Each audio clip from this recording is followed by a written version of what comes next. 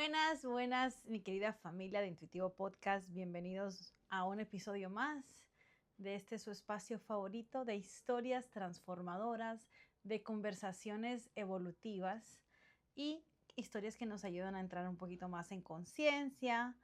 Y bueno, la historia del día de hoy yo no me la sé, no la he escuchado como poquitos por aquí, poquitos por allá y sé que es una gran historia. Por eso es que tengo de invitada el día de hoy a una persona, bueno, que admiro, que está haciendo un trabajo espectacular aquí en la comunidad en Atlanta, guiando a jóvenes, a niños y a jóvenes y apoyando a padres con una fundación muy importante que se llama Bright Boy Foundation.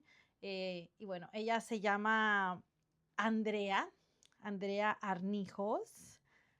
Bienvenida a Intuitivo Podcast. Muchas gracias, Laura, por la invitación. Para mí es un honor estar contigo en tu programa Intuitivo.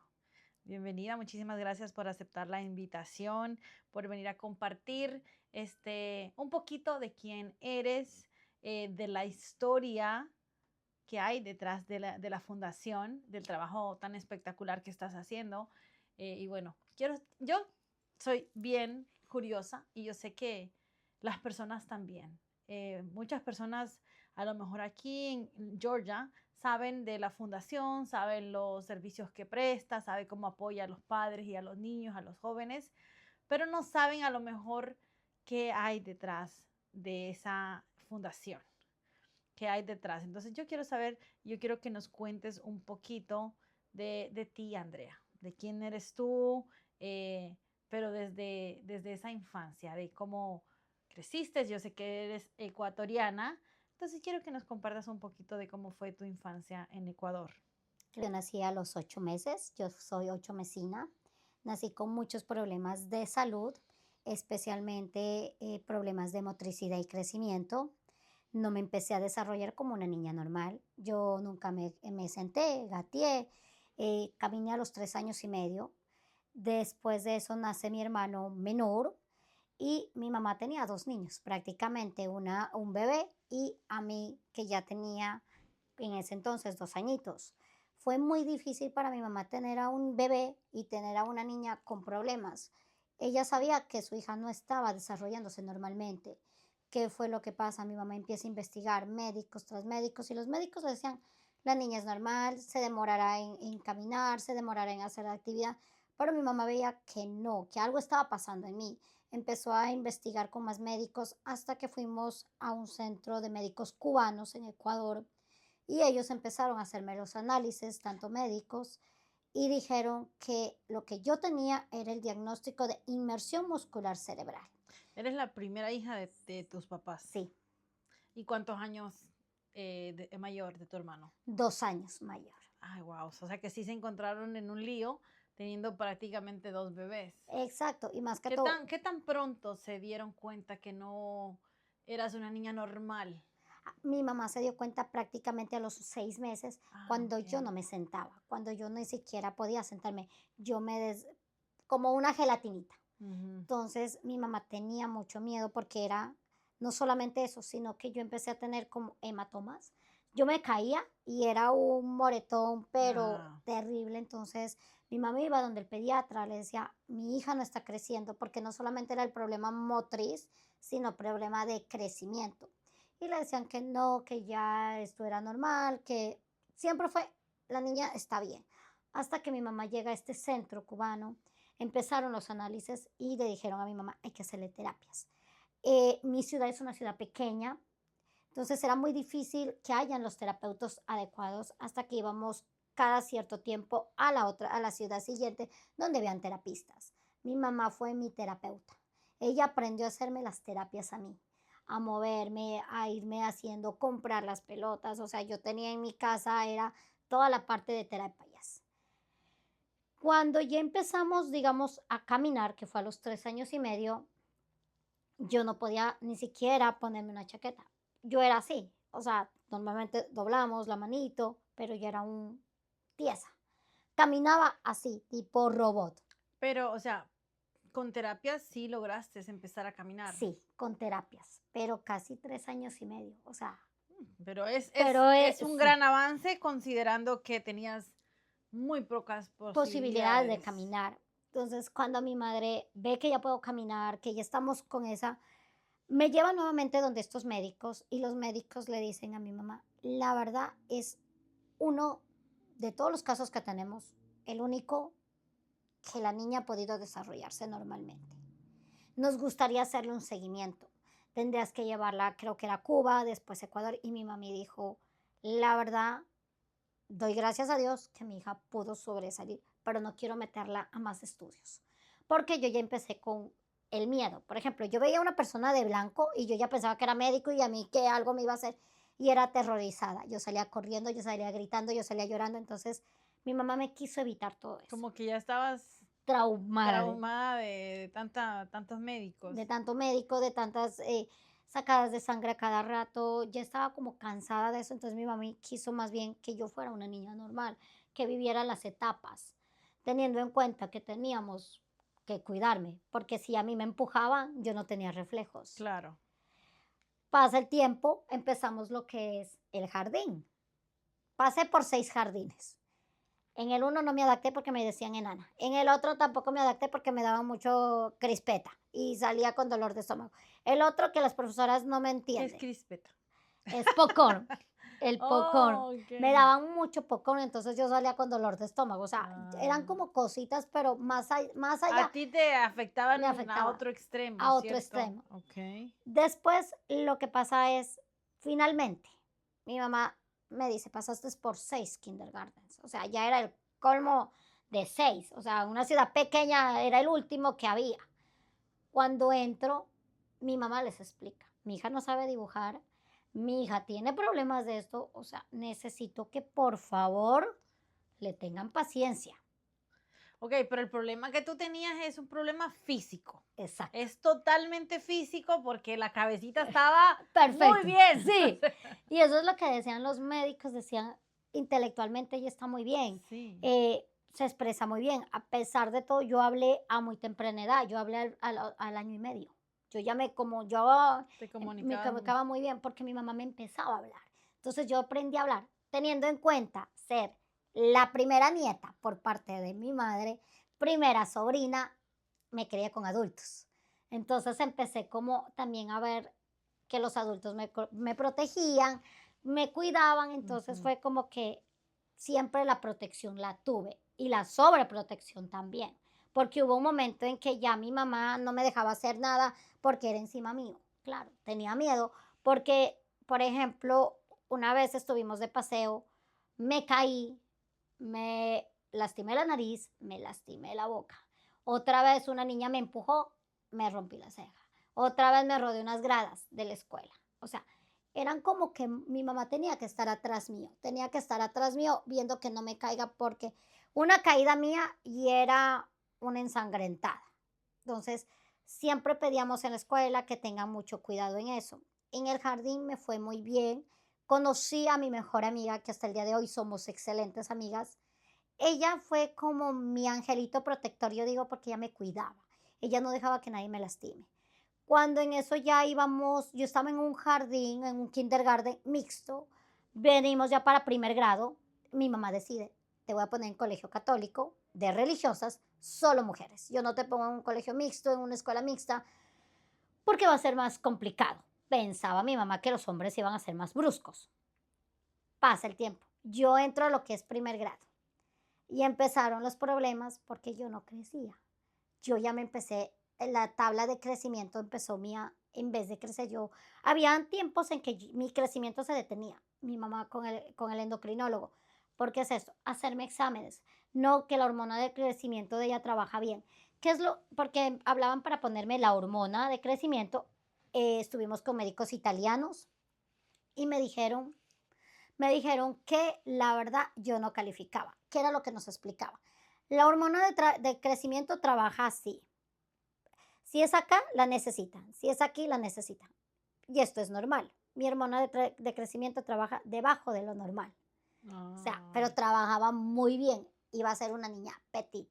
Teniendo en cuenta que vengo de familia que tampoco son todos altos, Iba a Entonces, ser extra tiny. exacto, extra tiny. Entonces, pues Ay, empezamos a trabajar con la parte de lo que es la parte emocional, porque ya empezaron los apodos, ya empezaron la enana, la inútil, la débil. Los maestros tampoco ayudaban mucho.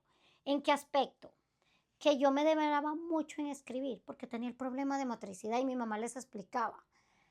Hubo un momento en que ya tuvimos que hacer o sea, reunión. no estabas en escuela especial. No, porque no había. Ah, ok. Porque yo era una niña para todo el mundo. La niña es inquieta o es vaga. Porque así le O sea, los maestros no tenían un documento médico que explicara tu tenían todo médico, condición, pero ellos decían que yo estaba bien y que a mí me como tenían. la ignorancia, ¿no? Del Pongámoslo así, momento, se sí, podrá de, decir. de, de decir, bueno, sí, tengámosle más paciencia porque la niña no puede escribir rápido o no puede No, dibujar. pero es que tenías necesidades especiales. Exacto. O sea, sí tendría que haber A ver, alguna conciencia o alguna diferencia en la forma en cómo me te trataban. enseñaban, te mostraban, pero supongo que, bueno, en los países de nosotros también es un poquito Complejo. complicado porque pues no tienen, incluso los maestros no tienen la educación adecuada, la preparación adecuada para tener este tipo de De, niños, de que es ni- muy necesario. Y lo que hacen en los países de nosotros es como que los aíslan. Exacto, los aíslan o los hacen a un lado. ¿Qué es lo que pasaba? Que yo ya estaba cansada de ese aislamiento. Claro, yo tenía amiguitas, pero mis amiguitas también sufrían bullying porque también eran pequeñitas. O a veces mi mamá, porque tengamos en cuenta que en nuestros países la hora de lunch es puro snack. Mi mamá me mandaba mi lonchera, que a veces me mandaba con alberjas, con quesito, para yo poderme alimentar. Hasta porque yo llevaba una loncherita, ya me decían que mi comida olía feo, me hacían bullying. O sea, hubo un momento en que ya me afectaba que yo botaba la comida que mi mamá me hacía. O sea, yo iba al tacho de basura y era así. Porque ya, o sea, ya me afectaba era el acoso que yo tenía. O sea, no era hasta que tuve una amiguita que ella le pedía a la mamá que le mandara lo mismo que a mí me iban a hacer, como para ella Ah, apoyarme, que yo no me sintiera sola. Pero ya empezaban, yo recuerdo una vez que ya empezaron a molestarme no solamente a mí, sino a otra compañerita. Una vez a una compañerita la metieron al tacho de basura y ahí fue cuando yo, mejor dicho, me puse muy brava, porque ellas me defendían y a mí no me gustaba era eso, o sea, el maltrato, porque eso es un maltrato. O sea, no ponían un alto. ¿Qué es lo que hacían? Yo defendía a mis amigas y yo era la que iba a la dirección. ¿cuánto tiempo de tu infancia recuerdas que se estaba dando esta situación? Desde primer grado hasta quinto grado. Sí. Fue de, digamos, todo el año escolar de elementary y parte, porque recordemos que no hay, en mi país no hay middle school, sino high school, parte de high school, del Ujú. tiempo que estuve allá. ¿Qué era lo más terrible? Era que a mí me hacían a un lado. Hubo un momento en que yo ya no quería ni siquiera estar con esas compañeras porque me estaban afectando. Yo recuerdo una vez que hasta en una clase de educación física que había una coreografía, a mí me sacaron de la coreografía porque dijeron que no querían bailar con el robot. Para mí eso fue la gota que derramó el vaso, se puede decir. ¿Y cuántos años tenías? Tenía 9 años Wow. y yo no quise saber nada. Yo, me, yo mejor dicho, empiezo a llevarme con las de high school. Empiezo a conocer amiguitas de high school, que claro, ellas me veían sola o me veían a veces que estaba en enfermería porque no quería ir, porque pongámoslo ahora, una niña que le hagan a un lado, a mí me dio una gastritis terrible y yo creo que la Como las gastritis, emociones, las ¿no? De... emociones, fue Sí. una emoción tan fuerte que, claro, me dio la gastritis, los médicos no sabían que yo tenía, pero yo a cada rato era en la enfermería de la escuela, mi mamá me tenía que ir a recoger, o sea, yo me la pasaba ¿Y tu papá?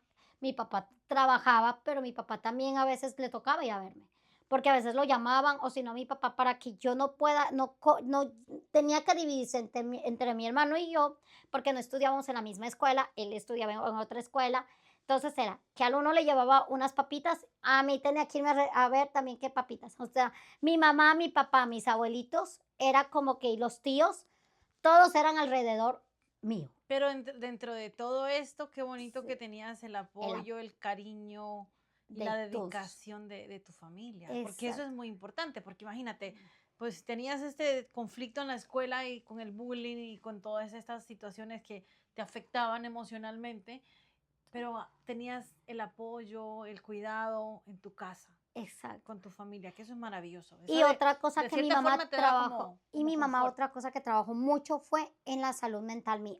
Mi mamá me decía, no importa que a ti te digan esto, tú no tienes que creer, tú puedes, enfócate en lo que tú eres. Ok, no eres hábil en esto, enfócate en otras cosas. Pero ¿qué pasaba? Que yo a cada rato paraba en la dirección. ¿Por qué?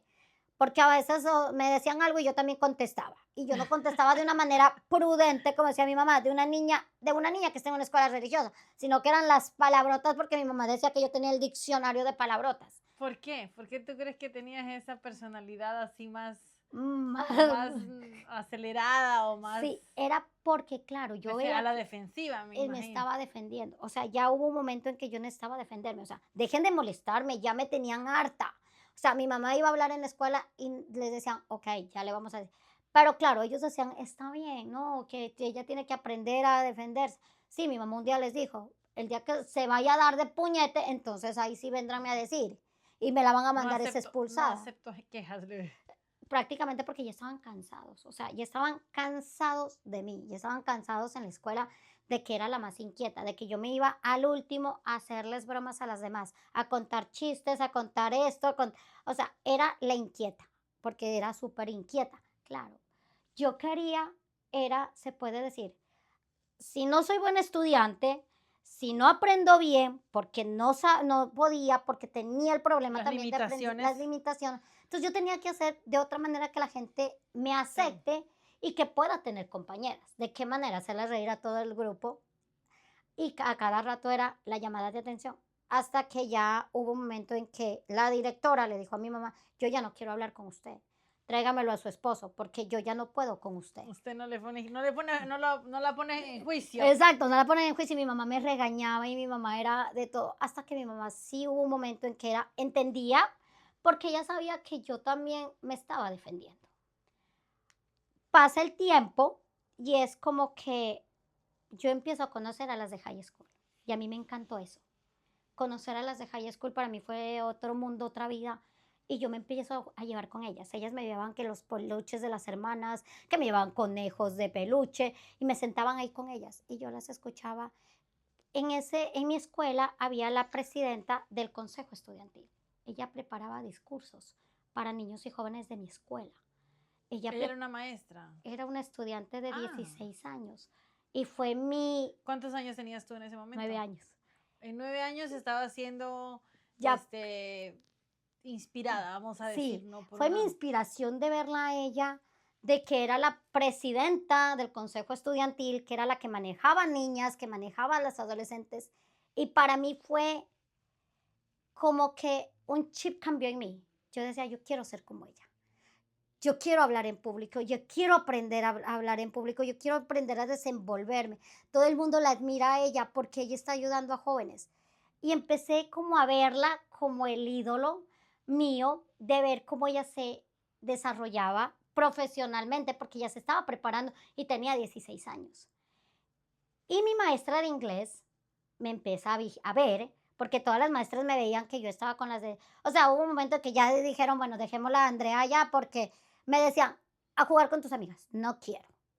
Y era no quiero y no quiero, entonces déjenla ahí, déjenla con las compañeras, con las O sea, grandecitas. las niñas más grandes te adoptaron Sí, prácticamente. prácticamente.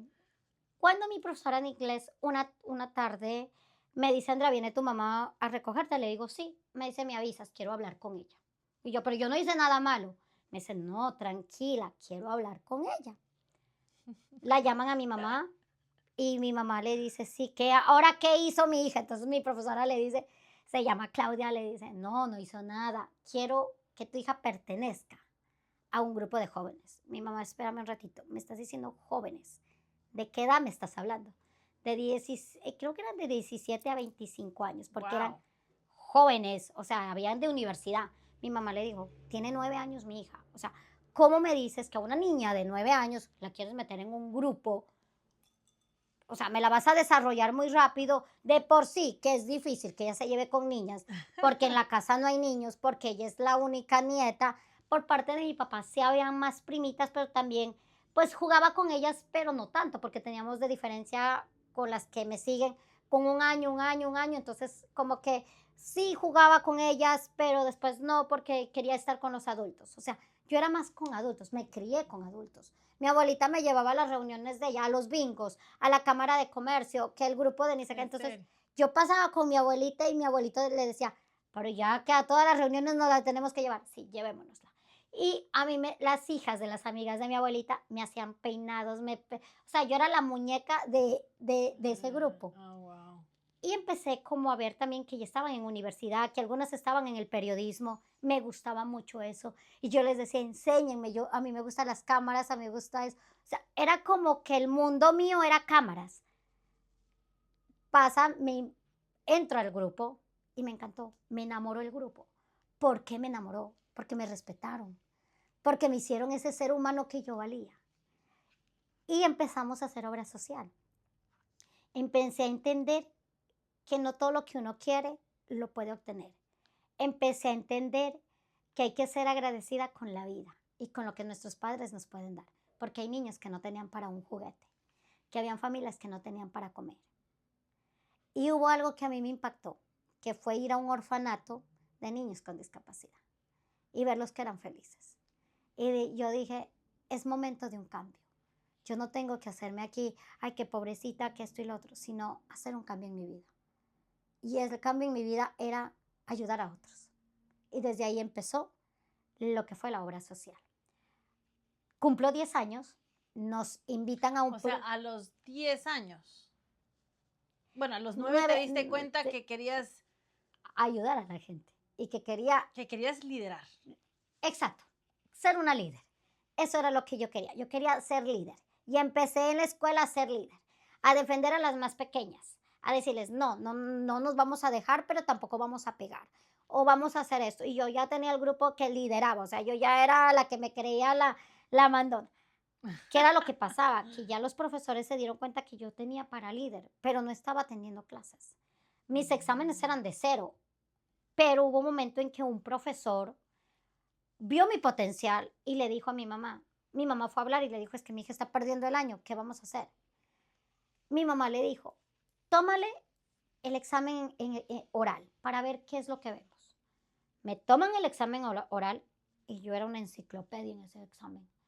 Y el profesor me dijo, lo que me estás diciendo escribe. No, me confundo. Yo le dije así, ok, exámenes orales. Ellos vieron eso. ¿En serio? ¿Y qué es lo que pasa? Habían las casas abiertas en mi país que preparábamos que productos de la sierra, de la costa, porque venía gente, que hablemos sobre los productos del Ecuador que hacían una casa abierta en mi país.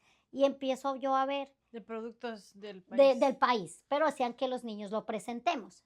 Y yo empiezo a ver los canales de televisión y empiezan a entrevistar a las niñas y yo era robando cámara y fue algo que en verdad yo me aprendía de mi producto y me aprendía de la vecinita y de la otra vecinita. Para captar todo. Exacto, captar cámaras. Entonces, vieron eso que me gustaba, que me empezó a gustar y que me empezaron ya algunos profesores a entender cuál era mi debilidad, pero también cuál era mis fortalezas. Entonces empezaron a ayudarme. Pasa el tiempo, vamos a una entrevista en un canal de televisión local, en donde el grupo de jóvenes me dicen, Andrea, habla tú de tu experiencia. Ok, pues le dijeron a la que no le gusta hablar, vamos al No me programa. insistan mucho. No me insistan mucho, sí. Y viene la persona que me entrevista, yo doy mi entrevista y se quedan admirados todos. Una niña de 10 años, ¿cómo llevo una entrevista madura? Porque me estaban preguntando del grupo de jóvenes, ni siquiera, o sea, de la escuela, sino, y yo todavía decía, invito a jóvenes de 18 a 25 años a este grupo que se llama CADAG. Se llamaba, yo creo que ya no existe. Pero imagínate, o sea, la niña de 10 años invitando a los adolescentes, entren al CADAG, que hace una niña haciendo esa invitación. Y empieza a verme el dueño del canal, donde me dice, y él me ve y me dice, ¿te gustan mucho las cámaras? Me encanta. Y ahí estaba una compañía, bueno, ella estaba estudiando para periodismo. En ese entonces, en mi escuela, el bachillerato estudiaban como carreras. Y ella estaba teniendo su programa. Y me dice, ¿quieres venir al programa? Y yo, sí. Ok, ven al programa de jóvenes. Y para mí fue lo mejor, porque yo salía de la escuela feliz y yo llegaba, me cambiaba de ropa e iba a mi programa. Tenía un programa a los 10 años. Fue lo que me cambió la ¿De vida. qué era el programa? Era de jóvenes. Hablaban sobre, me acuerdo, sobre la parte de eventos que iban a ver, la parte de ayuda social. Era un programa solamente para jóvenes. Wow. Y me encantó. Pasa el tiempo y ya, como se dice, ya me estaban enfocando, ya me estaban preparando porque vieron ese potencial. Cuando la profesora de inglés con otra madre, con otra superiora, le dicen a mi mamá, estamos a tiempo de pulir a Andrea. Queremos que ella sea la próxima presidenta del consejo estudiantil de la escuela. Mi mamá les dijo, tiene 10 años, pero es momento de prepararla. Mi mamá les dijo, sí, pero la presidenta tiene que ser el ejemplo. Mi hija es una vaga. Mi hija Ay, es qué mal. que ellos dijeron, no te preocupes, la ponemos a estudiar, le ponemos tutores, le ponemos lo que sea, pero queremos preparar. A los 10 años. A los 10 años ya me Andrea, empezaban a preparar. ya eras una niña muy madura a los Sí. 10 años. ¿Qué tú crees que te, bueno, aparte de toda la dinámica, hubo algún evento en específico que te hizo madurar? Sí, esa fue una parte de 10 años de ver que la gente no me aceptaba o las bromas de los adultos que me dijeron, que le decían a mi mamá, ay, tan chiquita tu hija. Para mí esa palabra fue Pero o sea, te esforzaste como en ser grande en otros aspectos, ¿no? O exacto, sea, en mostrarte que a lo mejor lo físico, no importaba y que uno no tiene que ver que la persona sea grande o pequeña o lo que quieran decirlo con discapacidad o no, porque uno tiene otras capacidades otras y eso habilidades. y habilidades y eso es lo que yo quise demostrarle a la gente. Mis habilidades y demostrar que de esas de discapacidad saque una habilidad, que era comunicar, que era saber llegar al público, saber llegar a esos jóvenes siendo una niña. Pasa el tiempo y ahí ya era una niña madura, pero hubo un golpe en mi vida que me hizo madurar el triple. O sea, si a los 10 años yo era madura, a los 13 años fue un shock que llegó a mi vida. Mi hermano menor tuvo un accidente fatal en Ecuador, en donde mi mamá entró en una depresión. ¿Qué accidente? ¿Me puedes contar? Claro Si que no es sí. mucha imprudencia. No, por supuesto, se cayó de un edificio y fue muy fuerte para mí, porque yo era una niña que tenía 13 años y mi hermano falleció de 11 años. Fue muy fuerte ver a mi mamá llorar, ver en una cama y que se olvidó de su hija, porque yo pasaba O sea, de tu manos hermano en manos. falleció Y, instantáneamente. estuvo en coma y falleció casi a los 8 días. Yo ya no lo volví a ver después del accidente. ¿Cómo era tu relación con tu hermano? Teníamos una linda relación. Él me cuidaba, él me protegía, él me enseñó a amarrarme los zapatos. Por ejemplo, yo hasta el día de hoy los tenis me los amarro al revés, porque él era el derecho y el mío era el izquierdo. Jugábamos siempre, él me protegía y él a veces yo era de las niñas que a veces lo hacía quedar mal con mi mamá, porque yo le decía, mami, mi hermano me está molestando, mami, me está pegando, y el otro era, no te estoy haciendo nada. Me tenía una paciencia en donde yo recuerdo una vez que mi mamá se dio cuenta que yo le mentía a ella y me cogió de las mechas, yo creo que me subió a ese carro y me dijo, te voy a dejar en el orfanato, pero a mí no me vuelves a mentir. A mí tú no me mientes y mucho menos hacerle quedar mal a tu hermano, porque una mentira yo no te la voy a aceptar. Y esa fue esa corrección de decir, te voy a dejar en un orfanato, fue lo que a mí me hizo también madurar, de decir, yo no puedo mentir, yo no puedo esconder una nota. Yo también tengo que tener tolerancia con mi hermano y él me tenía mucha tolerancia. ¿Cómo se llamaba tu hermano? Fabián Andrés. Y ahí fue cuando para mí fue muy difícil. A mí me llevaron donde psicólogos. Yo no quería saber nada de psicólogos. Yo quería era que mi mamá saliera de esa depresión. Y ya esa depresión estaba afectándome. ¿En qué aspecto? En que llegaba a veces la gente, en vez de ir a visitar a tu mamá, a hacerle que la hagan sentir bien, no, la gente era tan imprudente que la hacían llorar más y la ponían mal. Entonces yo salía, gente tonta, váyanse de aquí, no los quiero volver a ver. Y empezaba como que ya una reacción Agresiva. agresiva, ya me estaba afectando.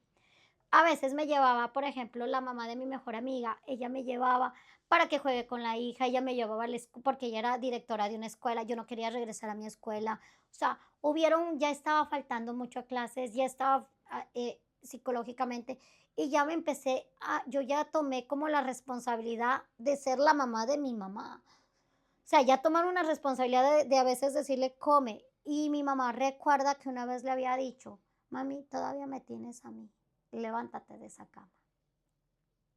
Y ahí fue cuando ella reacciona y le dice a mi papá, sácame de Ecuador, vámonos de aquí. Sacamos la visa y venimos a Estados Unidos. Pero yo era una niña que yo lo tenía todo. Tenía que la persona que me servía la comida, la persona En Ecuador. en Ecuador que me llevaba, el abuelito que vamos por acá. O sea, llego acá, coja un bus para ir a la escuela. Yo no sabía ni qué era coger un bus. Sin inglés, porque eso fue lo peor. Y ahora yo cómo me comunico, yo qué hago, yo O sea, te quitaron llora.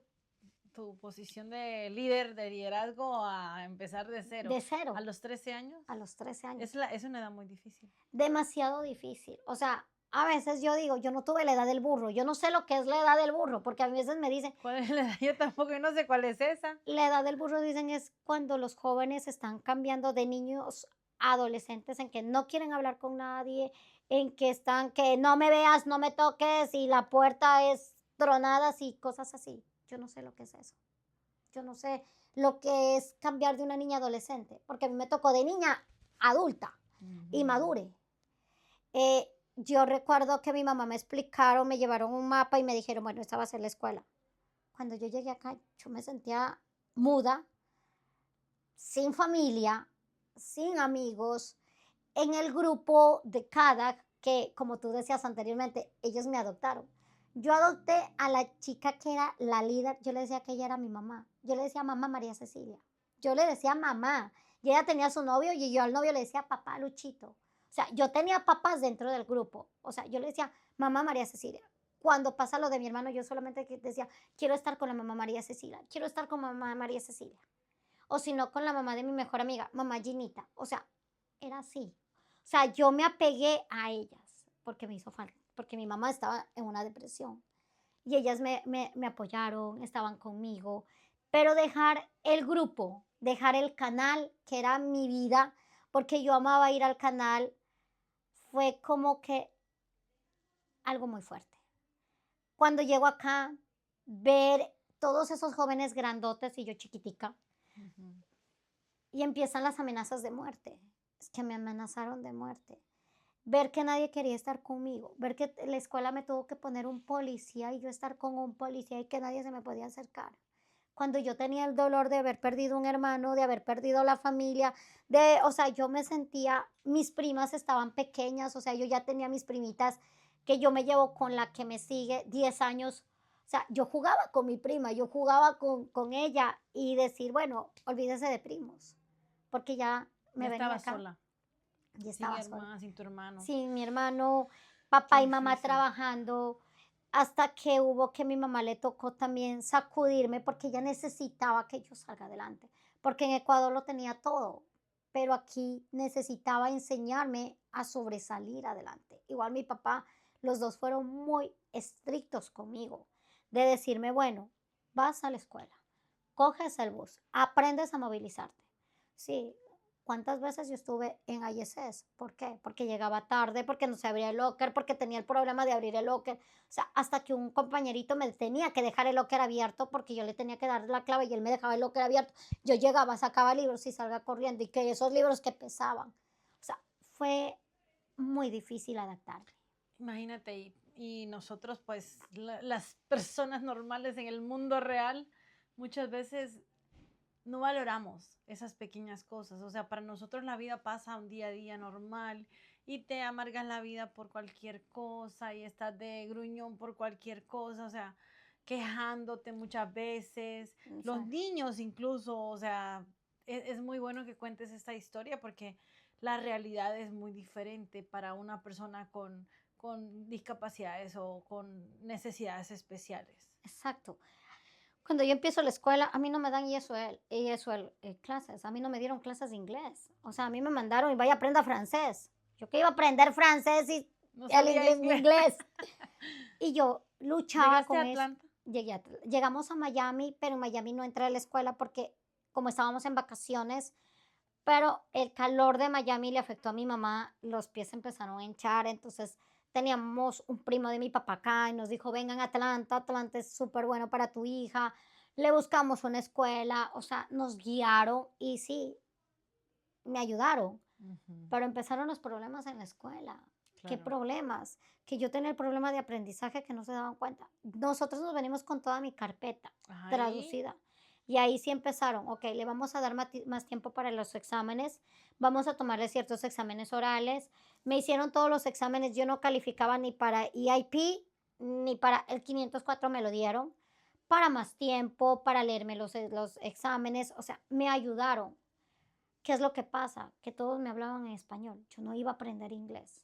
mm, Pasa el tiempo, mis padres compran casa y nos mudamos a otro condado. Yo estaba en el condado de DeKalb, me mudo al condado de Cobb. ¿Qué es lo que pasa en Cobb?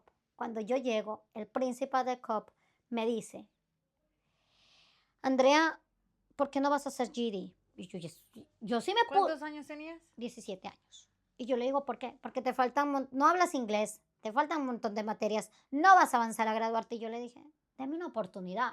Y le golpeé el escritorio y le dije, usted no es nadie para decirme que yo no sé inglés. Y yo tenía un intérprete y yo le decía, dígale lo que yo le estoy diciendo. Y le golpeé esa O sea, de mesa. los 13 años que llegaste a los 17 todavía No no hablaba no inglés. habías aprendido inglés. No había aprendido. ¿Por qué? Porque nunca me dieron una clase de inglés. Para mí fue muy difícil. Y yo le dije, Por las necesidades especiales, o sea, te daban la Lo que educación. pasa es que nunca me dieron inglés. O sea, nunca tuve una clase de ESL class para que me enseñen, sino que a mí me mandaron a las clases regulares En español en todas. inglés, pero no les entendía mucho porque yo no sabía inglés. Oh, Tener en cuenta que yo no sabía nada de inglés cuando vine acá. Yo no sabía los colores, yo no sabía nada. Entonces era como que, ok, no sabía inglés, más el problema de aprendizaje que sí lo tuve, no toda la vida porque hubo un momento en que ya desapareció, pero sí necesitaba que alguien me enseñe, por lo menos decirme los colores, como les enseñan a todos las sí. clases. Yo iba a clases regulares, pero iba a clases de francés. Entonces yo aprendía francés y no inglés.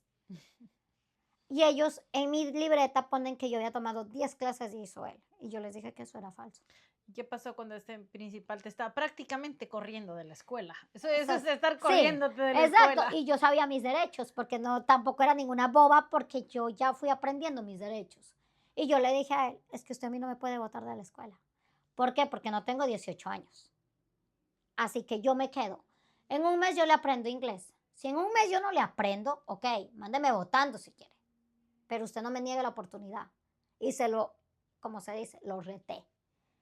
La persona que hizo la interpretación era de Ecuador también y era profesora de inglés. Y ella me dijo, te voy a ayudar. Vamos a estudiar juntas. Normalmente entramos a la escuela 7:30, 8. Yo llegaba 7 de la mañana y me iba 7 de la noche. Porque a las 3 de la tarde terminaban clases y yo iba de 4 a 7 que mi papi me recogía de la escuela a aprender inglés. Porque ya no había el bus escolar. Y lo pasé un mes y lo aprendí. Machucado, como sea, aprendí a hablarlo. Que ya no pudo hacer nada. Oh, sí. Después un profesor me quitó un Pero, examen. pero sí te graduaste de la high school. Sí, ahí va otro problema que tuve. A ver. Cuando el director me dice, ándate a un summer camp, porque perdón, summer school, me dice, te falta una literatura. Está bien. Yo me voy a summer school, conseguimos una amiguita que vivía cerca, que ella me iba a recoger y me iba a llevar, porque no manejaba. Me llevaba a la escuela, ella también estaba en el summer school. El último día, el día del examen, a mí me dicen, porque yo tenía pues el 504, que era más tiempo, me sacan del aula, me llevan para que yo pueda hacer el examen en la librería, era 2 horas y me quitaron la mitad del examen. Vino un profesor y me dijo, ya se acabó tu tiempo. No Yo, te lo respetaron. no me lo respetaron. Yo salí de eso, mejor dicho, y ese rato yo la llamé a mi mamá y le dije, vente ya. Me dijo, ¿qué te pasó? Me quitaron el examen, Mi mamá. Peleoncísima. Sí, peleoncísima. A mí me quitaron el examen, mami, me quitaron. Mi mamá, y yo no voy a perder el año. O sea, yo estaba desesperada. Pero qué bueno bueno, ahora entiendo. Sí. Ahora entiendo por qué te dedicas a lo que te dedicas, porque uno no tiene esa información muchas veces y pues los papás menos. Exacto. Entonces mi mamá conocía, porque ella trabajaba en un complex y la amiga de la jefa conocía a unos abogados. Mi mamá se fue y le dijo, le está pasando esto a mi hija. Le dijo, ándate a la escuela, yo ya voy. Necesito esto, esto, esto. Yo voy a representarlos, esto lo solucionamos. Cuando mi mamá llegó, que no, que esto y lo otro, atrasito llegó la abogada. Ella se presentó como abogada. Le dijo, soy la abogada. ¿Qué fue lo que pasó con la estudiante?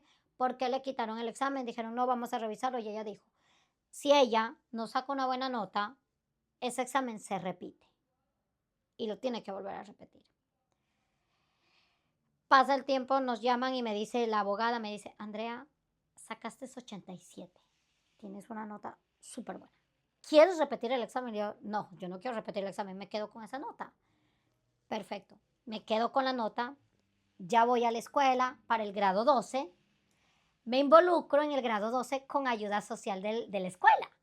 Community Service, para mí fue lo mejor. Iban a dar medalla a los que tuvieran creo que era de 300 a 500 horas.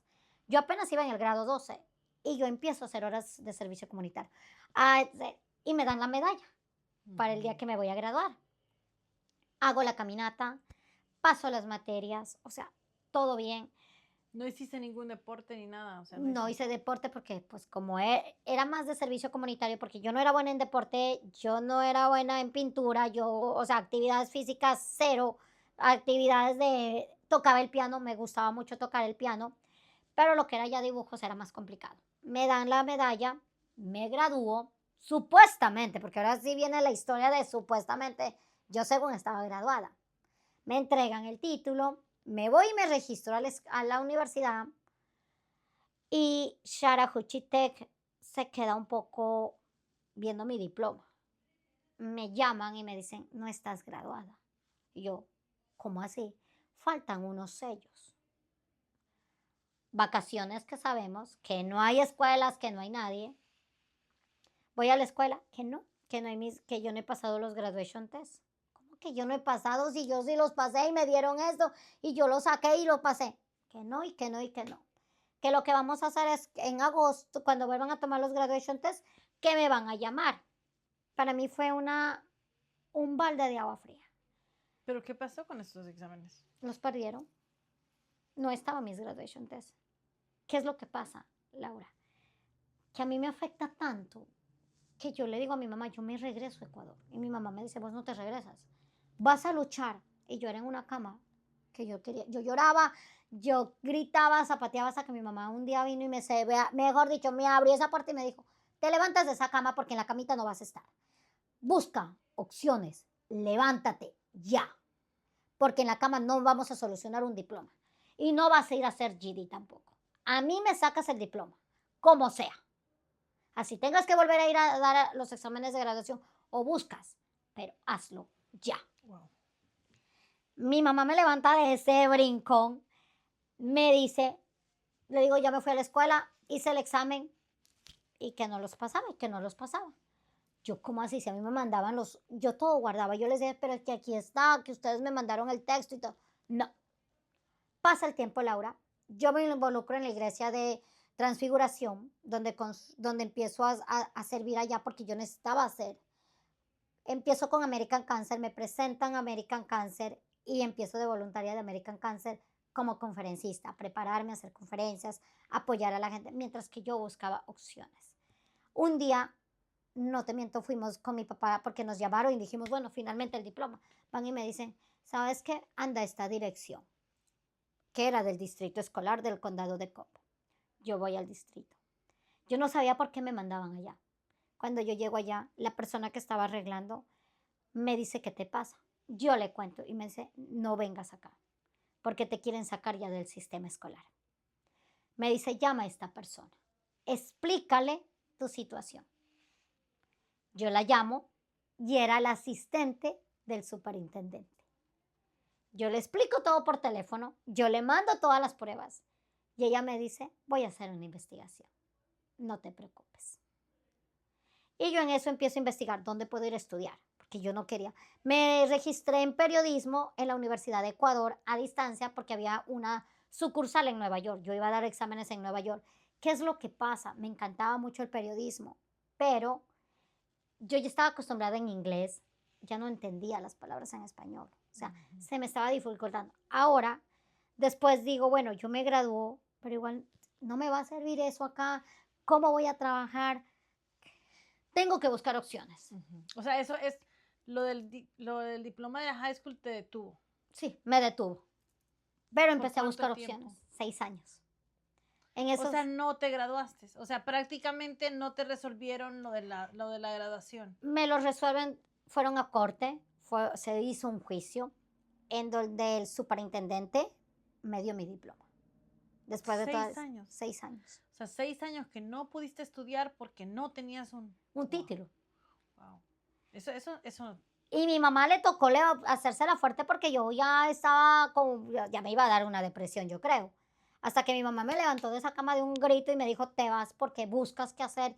Y empecé a trabajar de babysitter y empecé a buscar opciones hasta que yo empiezo y busco Continuing Education, educación continua de la Universidad de Kennesaw. Voy y hablo, presento mi situación. Y me dicen, sí, te podemos aceptar. Claro que sí.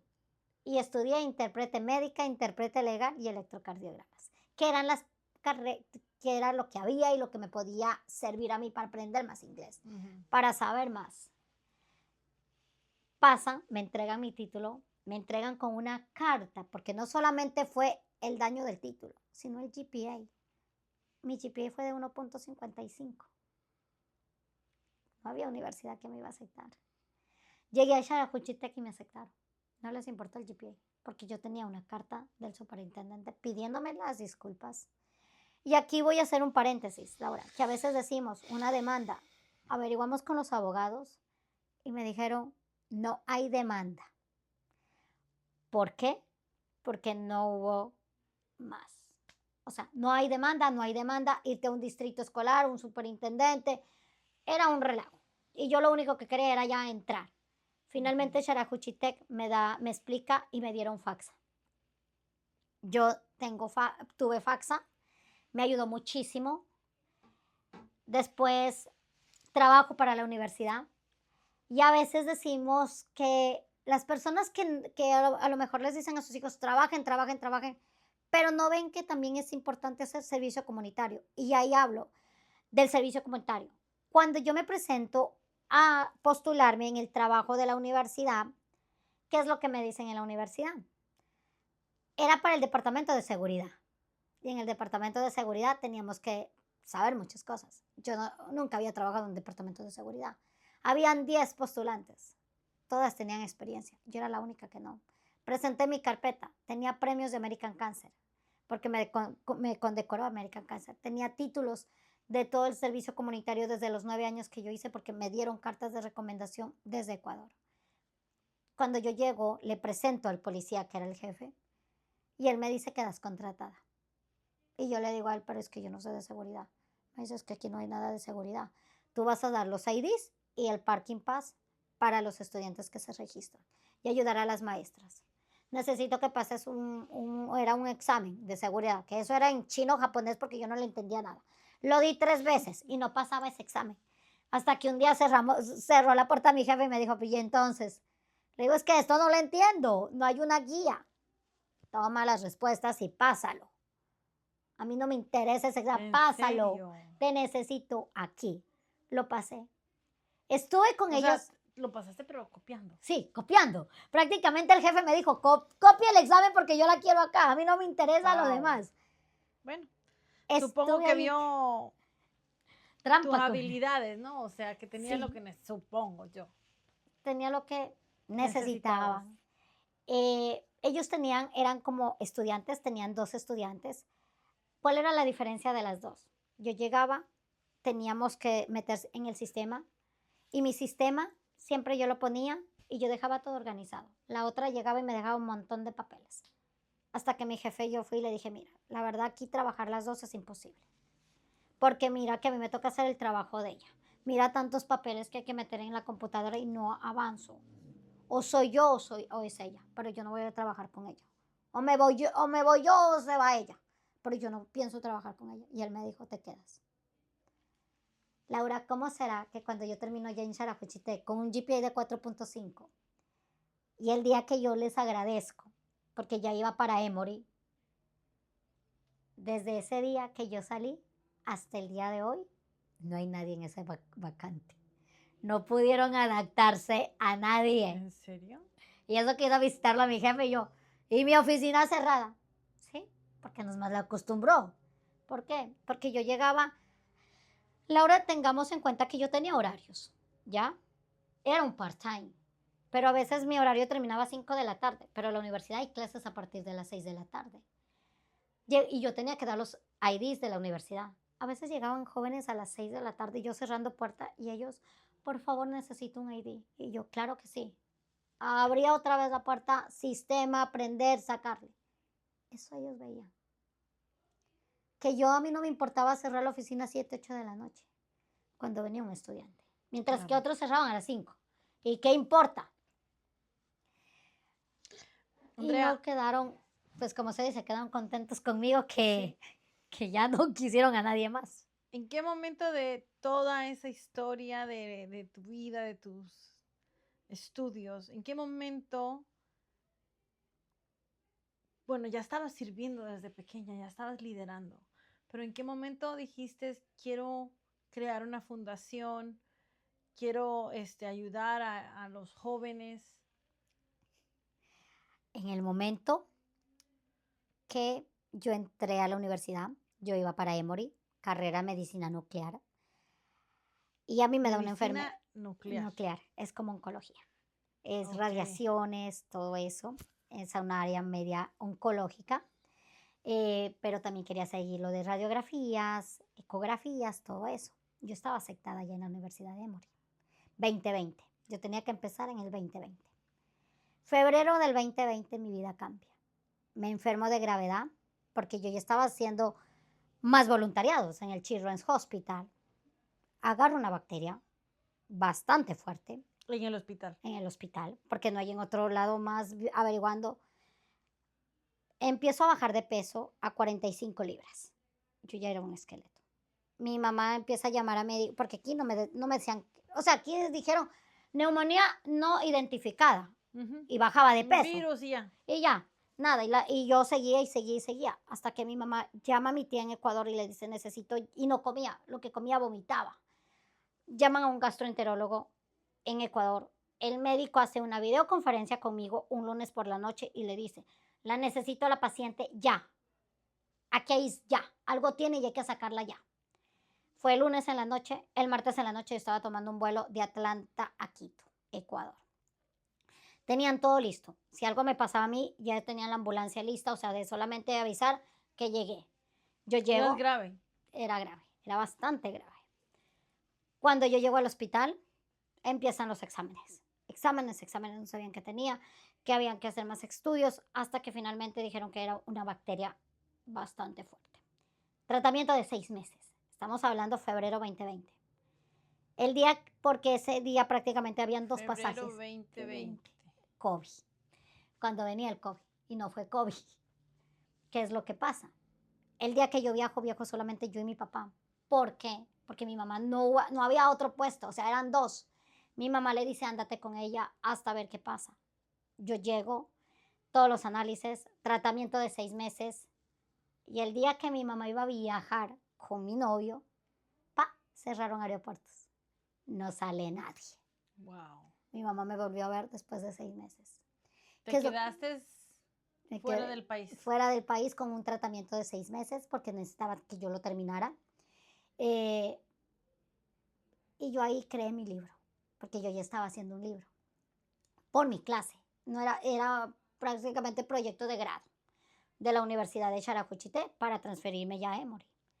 Yo hago el libro, lo saco, lo publico, empiezo a hacer publicidad en Miami y empiezan los problemas de suicidios por el acoso escolar en las noticias.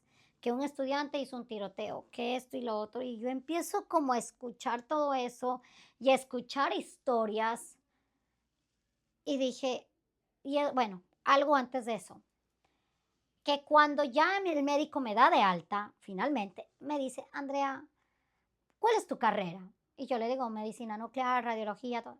Imposible. Olvídate de eso. Te sales ya.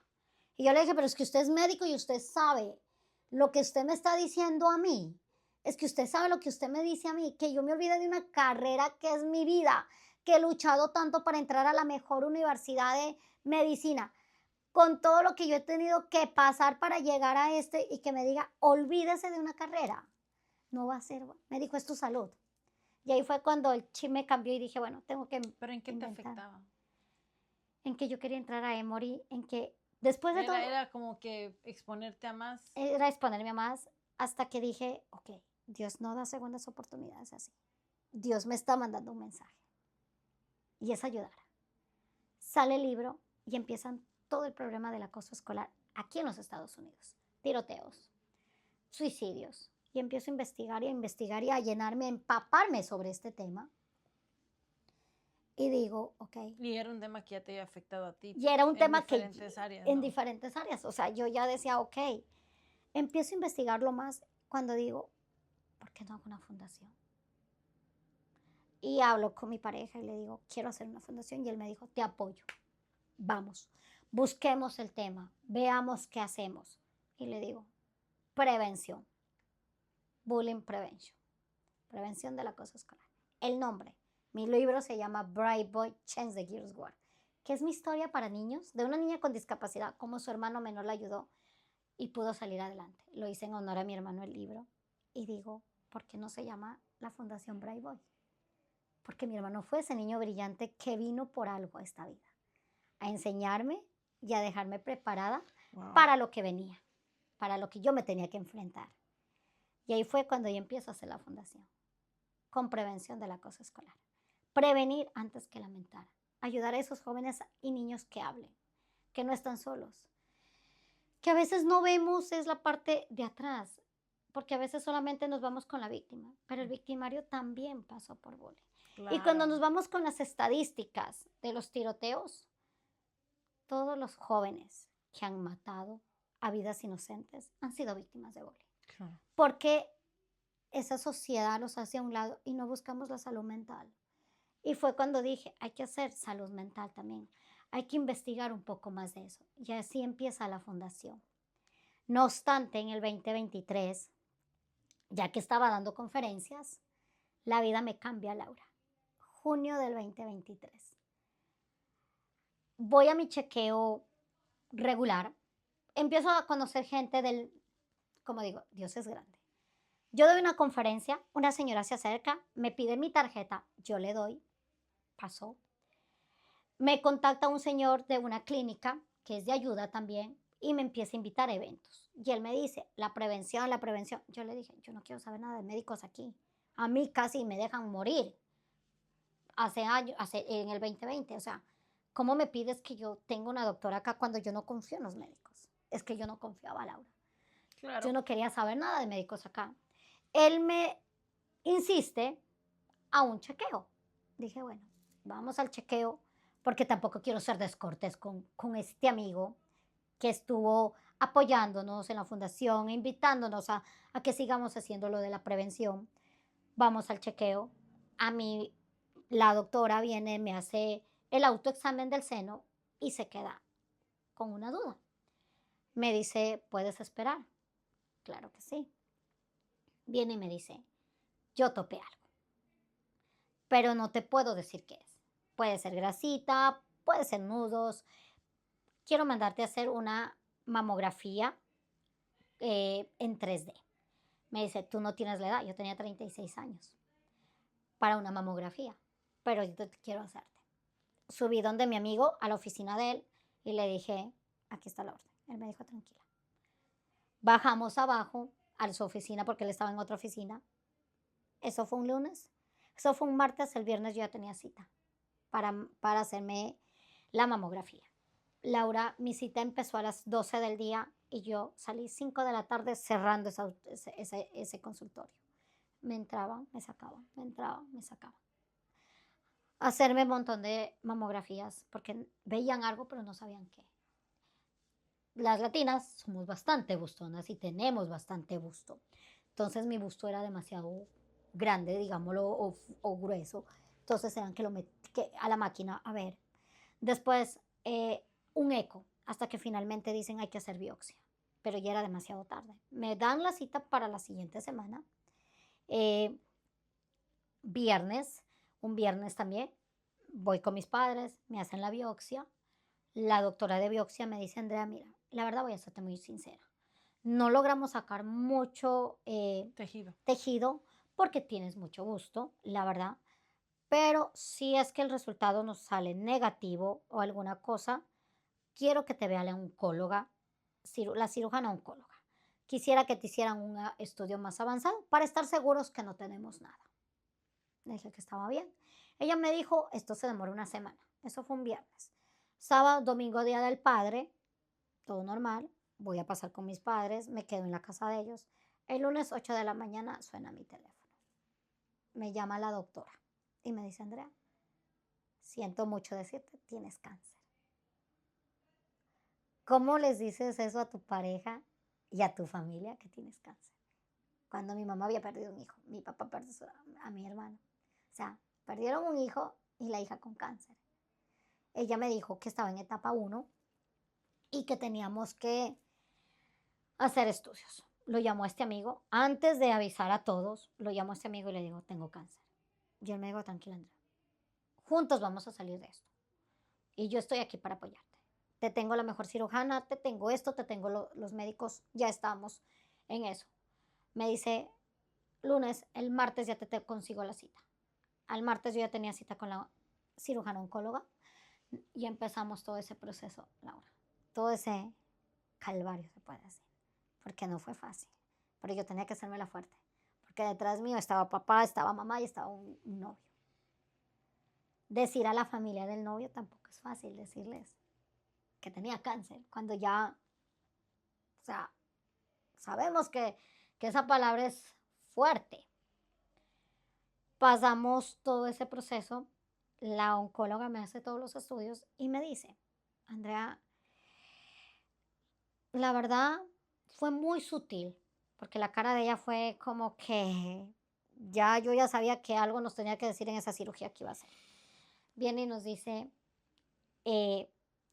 tu tumor es de 7 centímetros, de 5 a 7 centímetros, tienes varios.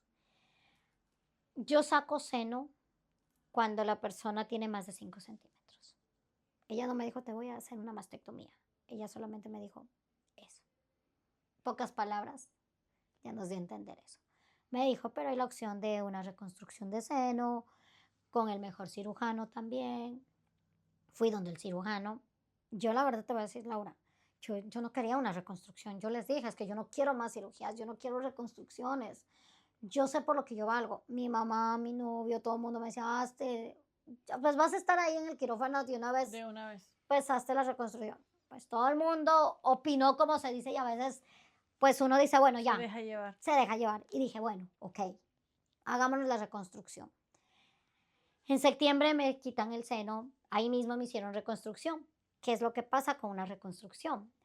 Para que la piel no se pegue, te ponen un expansor y eso lo van haciendo para que la piel se despegue, de que ya haya una distancia, pongamos, de piel a piel, para meter un implante, ya sería la cirugía de implante. Era 1 y 2 cirugías, era el proceso que me iban a hacer. Viene, ya hicimos todo, me ponen el expansor, muy bien, todo perfecto, y empiezo yo a drenarme, a drenar, a cada rato donde el doctor.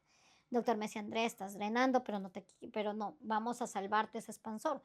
No quería meterme nuevamente a quirófano, porque era nuevamente quitar eso y empezar de cero un proceso. Laura, pasa ese tiempo y de ahí, ¿qué es lo que pasa? Que cuando a mí me quitan ya ese expansor, mejor dicho, vienen los premios de Telemundo en donde ellos reconocen a gente y me ponen a mí como héroe humanitaria.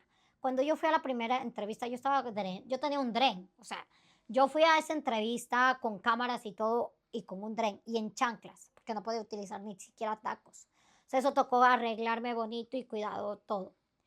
Hago la entrevista, todo bien. Vamos a la ceremonia. Antes de yo ir a la ceremonia, tuve que ir donde el doctor para que me tuvieran que vendar más, porque yo seguía drenando y ya no tenía drenes. Me toman las fotos, Laura, no te miento. 5 minutos antes de yo subirme al escenario a recibir mi premio, me llaman de la oficina del doctor. Que a veces yo digo, la gente es imprudente. Yo les dije, voy a estar en un evento, cualquier cosa, llámeme después. No, me llamaron justo cuando yo tenía que subirme a recibir el premio, decirme, véngase de emergencia porque hay que operarla. Y yo, a mí me coge un mar de nervios. No quería comer, estaba que temblaba. O sea, estaba en un shock.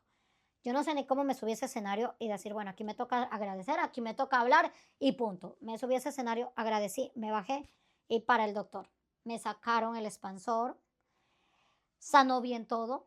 Cuando el doctor viene y me dice, bueno, Andrea, queremos saber los tratamientos que tú vas a recibir. Le digo, es etapa 1, todo salió muy bien con la parte de las células, no me van a dar quimioterapia, va a ser radiación. ¿Cuándo va a ser tu radiación? Empiezo el 26 de diciembre, me dice él. Entonces, antes de la radiación, yo tengo que hacerte las 2 cirugías. Y yo le dije, no, yo me quedo así. Yo sé lo que yo valgo. Y yo no me voy a poner más en riesgo a una cirugía que es un implante, solamente para hincharlo. Pero también hay prótesis y también uno puede ponerlo en el brasier. Y yo no voy a hacer más por tener un implante o no. Yo voy a ser la misma persona. Y una persona vale por lo que es, no por lo que es por fuera. Así que olvídense conmigo de cirugías y no me vuelvo a hacer una cirugía de implantes. Déjeme en paz.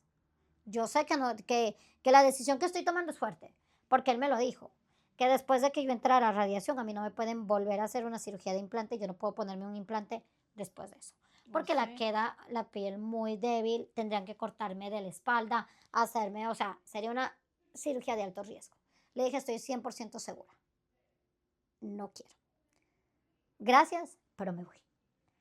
Mi novio me dijo, yo te apoyo porque no, tú vales por lo que eres, no por esto.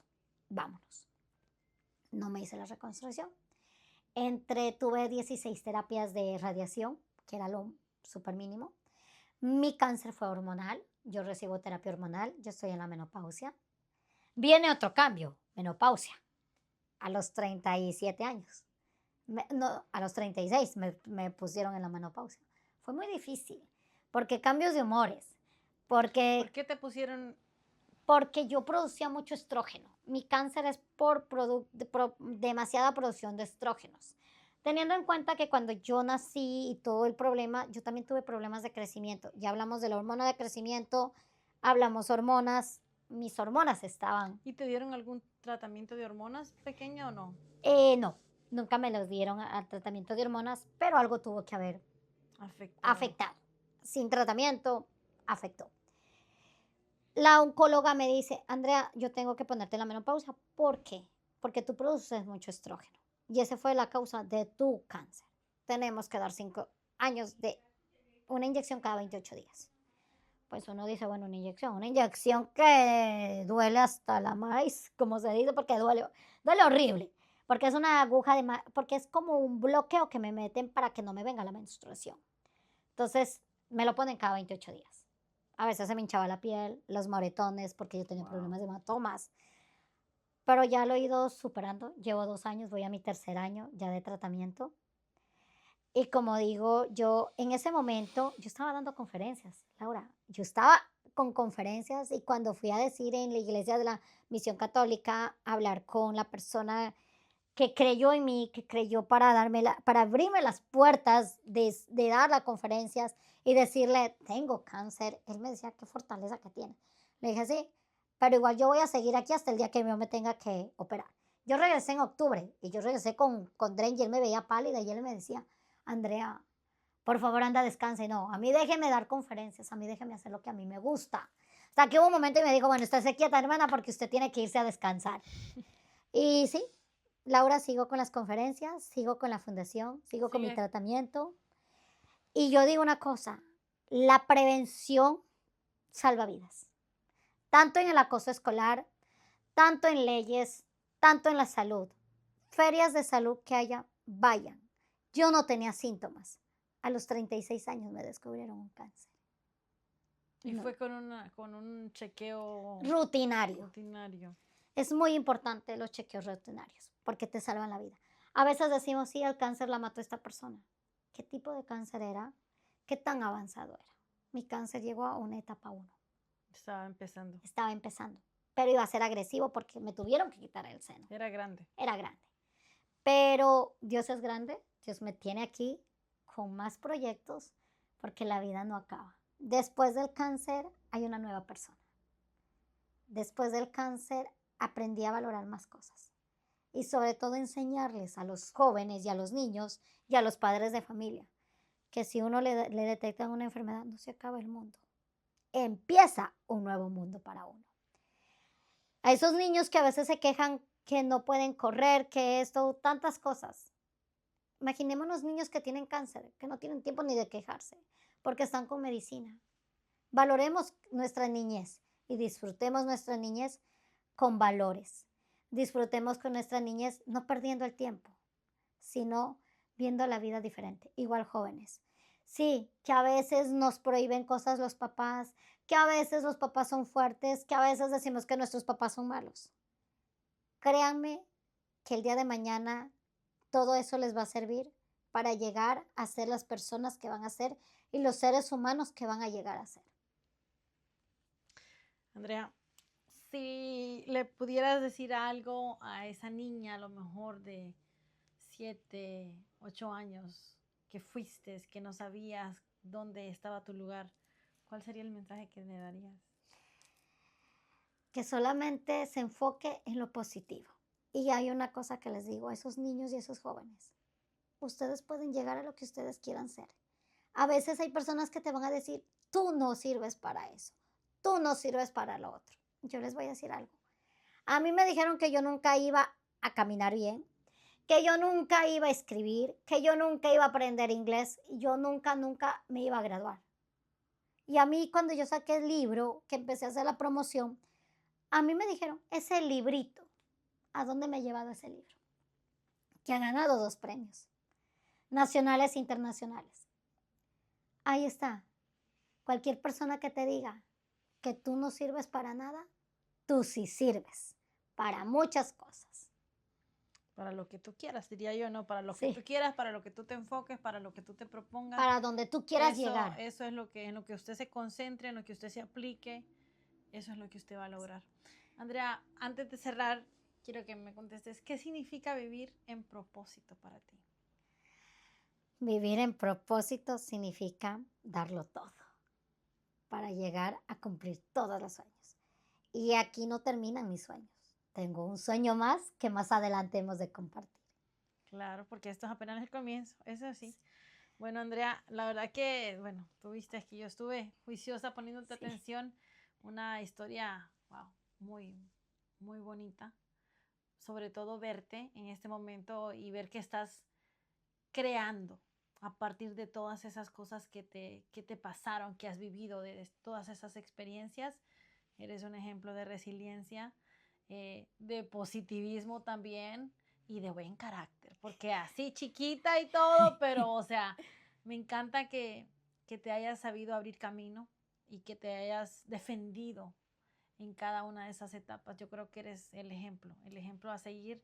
Y qué bueno que estés haciendo esto. Me parece espectacular el trabajo que estás haciendo. gracias. Me tocó el corazón, el alma, escucharte hablar desde la primera vez y de conversar de todas estas situaciones que pasan, que pasamos todos, bueno, no sé todos si todos lo han pasado en algún momento de su vida.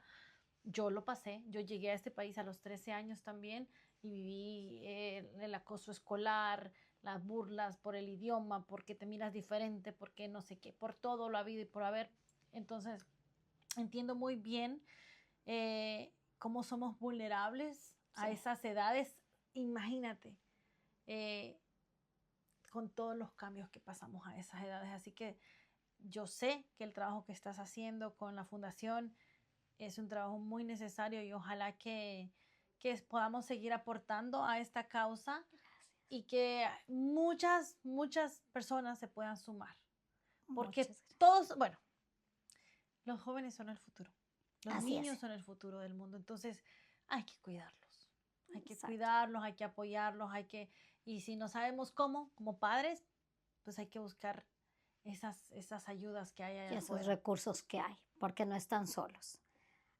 Como tú decías, los niños son el futuro. Y no les cortemos las alas. No les cortemos las alas. Muchas personas le decían a mi mamá, ¿para qué la dejas ir al canal a tu hija si no sabes qué es lo que va a hacer? Cuando uno empieza desde pequeño a mostrar esas habilidades, démosles esa oportunidad. Y van creando una identidad también Y van fuerte. creando su identidad y van creando ese futuro que tarde o temprano se ve reflejado en lo que van a hacer. Claro. Bueno, Andrea, esta es tu casa. Yo estoy segura que solo fue la primera Pincelada. participación de Andrea en Intuitivo Podcast porque estamos trabajando en producto especializado. Así que manténganse pendientes, familia. Recuerden que todo esto que hacemos en este espacio lo hacemos con amor, desde el alma y pues con la intención de que le aporte a la vida a alguien, ¿verdad? Con una sola vida que cambiemos, con una sola persona que concienticemos de todo lo que pasa, porque en muchos escenarios de la vida, con una historia, se puede hacer la gran diferencia. Así que los invito a que compartan esta historia, a que nos dejen sus comentarios, a que nos dejen su like y si no se han suscrito al canal, bueno, suscríbanse porque ya casi, casi llegamos a los 1000 seguidores y bueno, vamos a seguir creando cosas bonitas y con propósito. Yo soy Laura Raudales y les mando un besote y un abrazote donde quiera que esté. Nos vemos en la próxima. Hasta luego.